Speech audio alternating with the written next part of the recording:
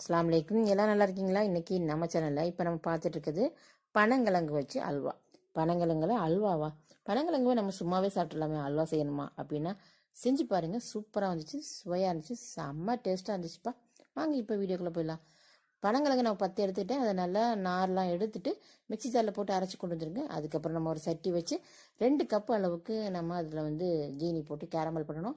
அதுலேயே 3 கப் அளவுக்கு தண்ணி ஊற்றணும். உப்பு கம்மியாக சேர்த்துக்கிட்டோம். அது ஜீனி எடுத்துக்கிறதுக்காக கொஞ்சம் பிஞ்சு அளவுக்கு உப்பு சேர்த்துருங்க. நல்லா கொதிச்சு வரட்டும். அதுக்கப்புறம் நம்ம அரைச்சி வச்சிருக்கிற அந்த பனங்கிழங்கெல்லாம் சேர்த்து நல்லா கொதிக்க விட்டுருங்க. அப்படி கொதிச்சு வரும்போது நல்லா கிண்டி விட்டே இருங்க, கை விடாமல் கிண்டி விட்டே இருங்க. ஒரே ஒரு பாக்கெட் 5 ரூபா பாக்கெட்டில் பூஸ்ட்டு சேர்த்துக்குங்க. 2 கரண்டி எண்ணெயோ இல்லை நெய்யோ நீங்கள் சேர்த்துக்கலாம். சேர்த்துட்டு லாஸ்ட்டாக சேர்த்துட்டு அப்புறம் கிண்டி வரும்போது அல்வா அளவுக்கு இந்த மாதிரி கிண்டிகிட்டே இருங்க. சூப்பராக வந்துச்சு, சுவையாகவும் இருந்துச்சு, ரொம்ப டேஸ்ட்டாக இருந்துச்சு. பனங்கிழங்கு அல்வா அப்படின்னு சொன்னாக்கா யாருமே இது நம்பவே மாட்டாங்க, அந்தளவுக்கு சுவையாக இருந்துச்சு. ட்ரை பண்ணி